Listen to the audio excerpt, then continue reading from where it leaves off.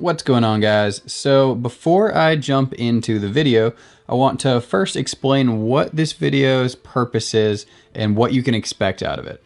So basically, I know a lot of people don't start working out and have trouble being consistent because they really don't know what to do in the gym. They don't know how to use equipment and they don't know exactly what they should be doing, and they don't want to hire a personal trainer. So my goal in this video is to explain all of the gym equipment that you really need to know. I'm going to try to give you all the information you need to do a really effective workout. I actually wrote out a workout program, so you'll have a program that you can take and you'll know how to do the exercises on the program.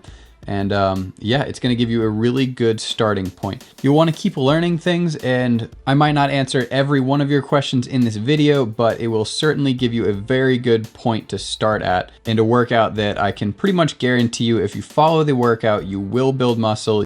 Okay, so the first thing that you're going to see on the program is incline cardio or stair step.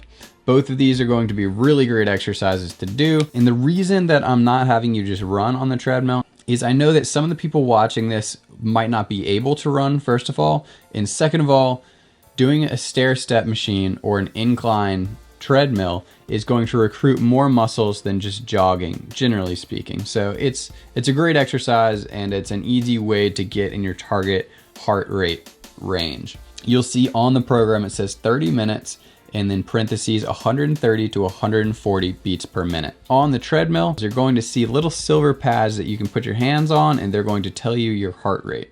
So yeah, just pay attention to your heart rate. Try to keep it in that range of 130 to 140. That's generally considered the best range to burn fat while not burning muscle. And 30 minutes is a good target for cardio. You don't want to do too much cardio, but you could do it 2 to 3 times a week. I think on the program I only have it as once because this is sort of an introductory kind of workout program. So if you're a beginner, you don't need to do that much. And if you try to do too much, it'll probably slow you down and keep you from really sticking with it and being consistent when it comes to working out. So start a little slower. 1 day a week is perfectly fine. Okay, real quick, this is the stair stepper. You've probably heard of it. There's not much to explain here. I just wanted to give you a visual for what it looks like in case you aren't familiar with it. Right here, I am demonstrating squats. And as you can see, there are these adjustable bars that come out perpendicular with the squat rack. And the purpose of those is to catch the weight if you cannot lift it. So if you're doing a set and it becomes too heavy and you cannot stand up, you can just kind of sit down, relax, and put the bar on those safety racks and you're fine. And you should not be embarrassed if that happens. That's going to happen when you're doing squats a lot, especially if you're really pushing yourself. So don't be embarrassed if you go to do a set and you can't lift the bar on one of the reps. Right here, I'm showing you a couple different types of clips that you can use on the bar. The purpose of these is to keep the weights from sliding off the ends. You are definitely going to want to use these when you're doing squats, because just leaning at all could make the weight slide off very easily. Something you should know about this exercise is it is it is the best exercise that you can do for your legs, but it's also very difficult because it's a complex movement.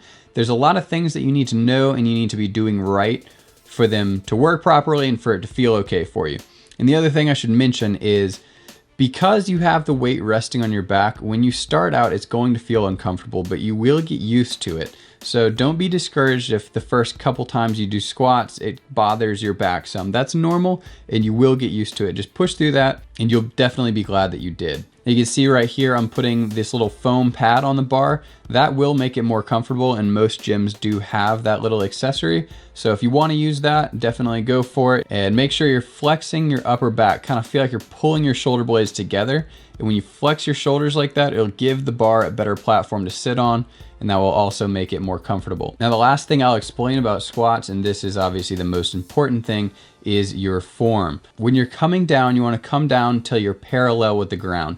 And what that means is I want you to picture there is a dot in the center of your knee and a dot in the center of your hip, creating a straight line. That straight line should be parallel with the ground.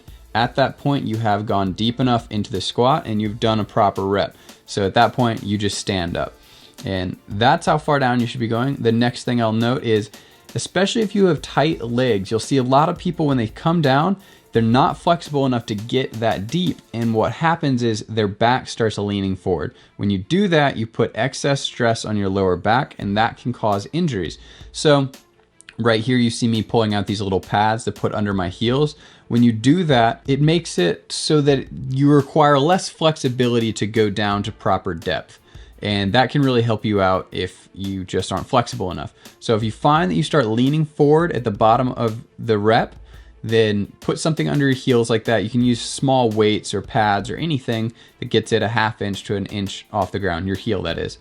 So definitely give that a try if you're too tight to use proper form. Okay, up next we have hip abductors. And what this is going to do is it's actually going to exercise your glutes, and it is a pretty good way to isolate them. So definitely start out with squats because you want to start out with your compound movements, which means when I say compound movements, I'm talking about an exercise that recruits multiple muscle groups and is not as isolated as what you're seeing right here. This exercise will isolate pretty much just your glutes. So it's very straightforward. There's not much to explain about this. Couple things, notice anywhere that has a color on it on a machine is generally a point of adjustment, whether you're adjusting the weight or the starting point. So some of these machines are multi-use, so you can just sort of swivel those things around. You go from a hip abductor to a hip adductor, which is going to work different muscles, as you'll see in a second. And like I said, there's not much to explain. Just make sure when you're doing these, you keep a relatively slow pace like you see me doing right here, and try to keep tension on the muscle as much as you can. So just nice slow reps, and you'll see on the program, it'll tell you about how many reps you should be doing. Now next, you see me swiveling those little things around, and that switches the exercise to being a hip adductor, which is going to work your hip flexor muscles, a small muscle on the inside of your thigh.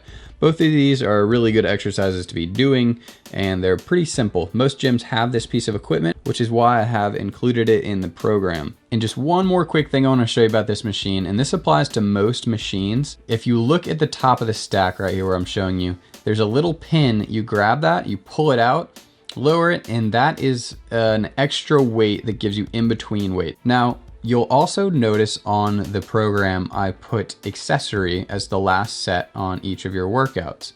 And the reason I did that is because I want you to learn more about the equipment in your gym and different exercises. So you can be looking around at other people in the gym or online, but try to get ideas for new exercises you want to try, experiment, and see what you want to do. So it just kind of leaves you some room to add different things that you would like to work on. And I'm gonna try to give you guys a couple ideas for accessory exercises you can do. So right here, I'll give you a great example. This exercise targets your hamstrings, which is the large muscle on the back of your legs.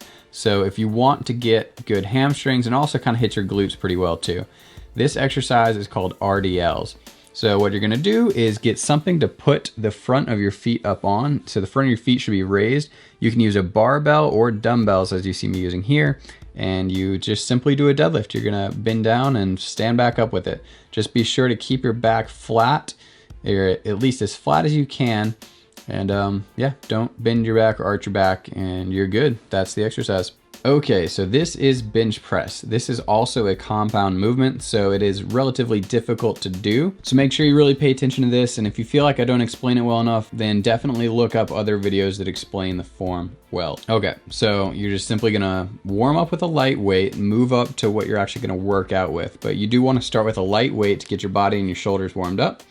You're gonna have a grip about as wide as you can see mine here. Basically what you want is your wrists to be as wide as your shoulders. So the inside of your hand should be about in line with the outside of your shoulder when the bar is on the rack. The next thing you should pay attention to is you want your butt touching the bench, your shoulders touching the bench, and your back sort of arched a little bit, and keep it tight. In addition, you also want to take your shoulder blades and pretend like there's someone with their finger between your shoulder blades. You're trying to squeeze their finger with your shoulder blades. And what that's gonna do is pull your shoulders back, and it's gonna keep those muscles tight and secure, and that will keep you from getting any sort of shoulder pain when you're doing the exercise. Okay, and after bench on the program, I have dumbbell military press. So what you're gonna do is get a bench. You want the bench slightly declined, as you can see in this video, and it helps to put the weights on your knees like you see me do. Pop them up with your knees. It's a good way to just get the weight up, and you wanna really flex your back. You're gonna arch it just a little bit and kind of play around with your form. Start with a light weight and figure out how to do it in a way that's most comfortable for your shoulders. Because the one complaint I see with people on this exercise is it can bother your shoulders if you're not using good form. So kind of play with it with lightweight before you really go into heavier weights for your exercise. After that, we have dumbbell arm raises. So just grab a set of dumbbells that you can do this with and pay really close attention to the angle of my arms. You want your arms just bent a little bit and you want your wrists flat with the ground. If you rotate your wrist wrong, it's not going to target your deltoids the way that you're trying to with this exercise. So watch closely on the form, and this is really all there is to it. You're going to lift it up about shoulder height. If you're going to go above shoulder height, just go a little bit above it, but not too high.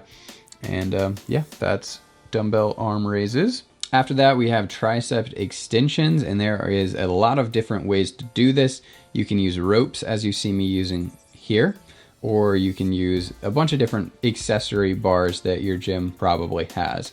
So ropes are a great way to do it. You can target more of your tricep. There are 3 main muscle groups in your tricep, and doing rope extensions like this kind of hits them all pretty well.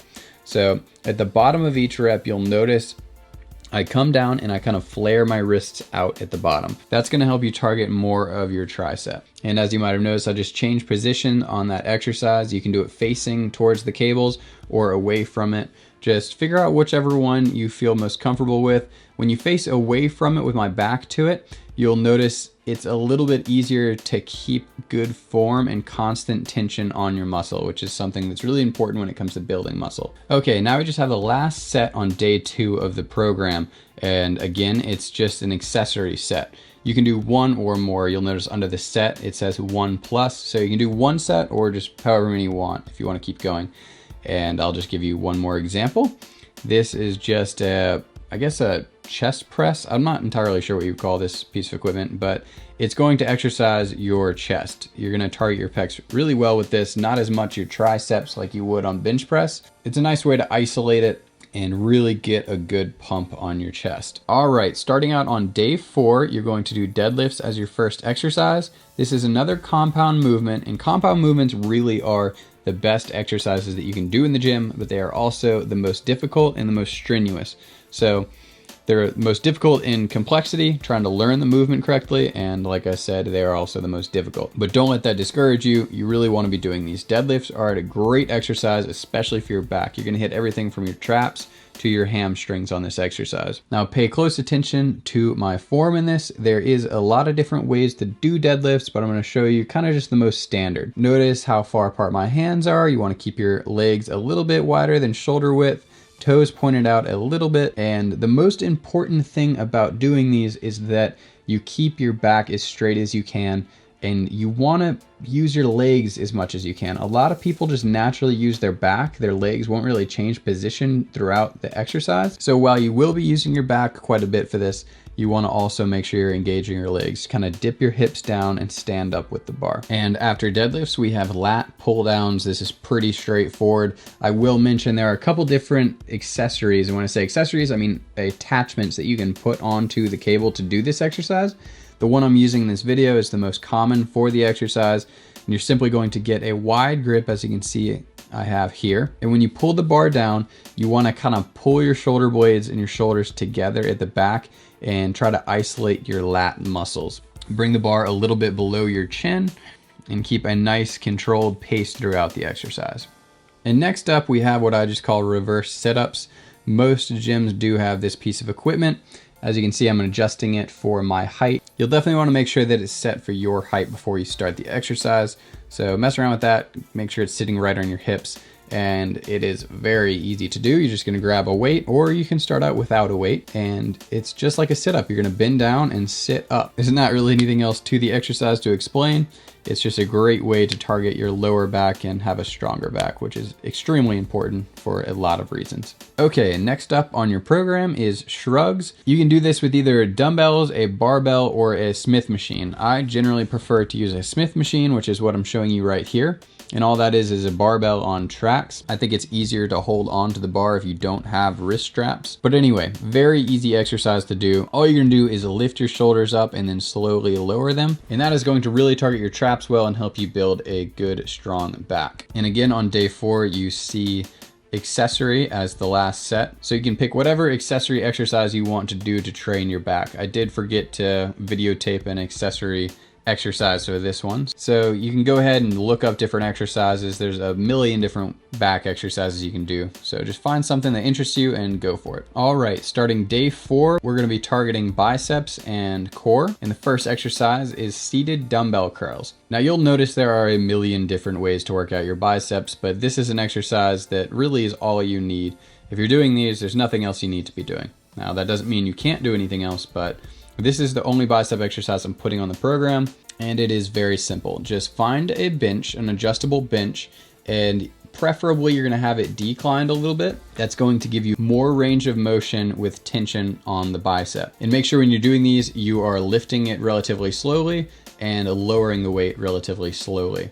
That is going to give you maximum muscle growth. After doing curls, you're going to move on to suitcase crunches. This is an exercise that is going to do a really good job of hitting your abs, whether you are 40 pounds overweight and have never worked out, or if you are Mr. Olympia. This will still train your abs very well. And you don't need any equipment. So all you're gonna do is get a mat to lay down on, and you're going to keep your feet together, your knees a little bit wide, your hands behind your head, and you're going to come up into a crunch. You wanna try to lift your shoulders off the mat when you come to the top, and you don't have to touch your elbows on your knees, but get them close. And this is going to work all of your abs, from the lowest abs to the very top abs. And after that, you're going to have Roman twists on your program. That's going to also work your abs, but it's going to additionally hit your oblique muscles, which are those side torso muscles around your abs. You can use a weighted ball like I'm using in this, or a dumbbell, or really anything with a little bit of weight on it. And the only thing to note about this is keep your feet off the ground. The more you lean your upper body back, the harder it's going to make the exercise. So if you find it's too easy, just lean back a little bit more and that'll make it difficult. And try to actually rotate your upper body. Don't just move the weight back and forth, actually turn your whole torso to engage more of your obliques. Okay, and next up is planks. You are literally just going to sit in this position. If you find that you can do it for a long time, let's say more than a minute, and you find that frustrating because it is hard to hold that position for a long time, what you can do is try to feel like you're dragging your toes in and really flex your abs when you do the exercise. That's going to make you come to the point of failure much quicker. So instead of doing a 4-minute or 3-minute plank, you'll get the same amount of exercise in just 30 seconds to 45 seconds. The last exercise you're going to see is just accessory, so go ahead and pick whatever you would like to do. And like all the other workouts, whether it's for your biceps or your abs. All right, guys, I think I covered everything I wanted to in the video. Hopefully I explained everything well. If you have any questions, always feel free to leave those in the comments below and I will do my best to get back to you with an answer. Thanks so much for watching, guys. If you found the video helpful, leaving a thumbs up would really help me out. I know only about 5% of people leave feedback, but if you would just take 1 second to hit that thumbs up, I would greatly appreciate it. It'll help promote the video so it can help more people out. Anyway, thanks again for watching, and I will see you in the next one.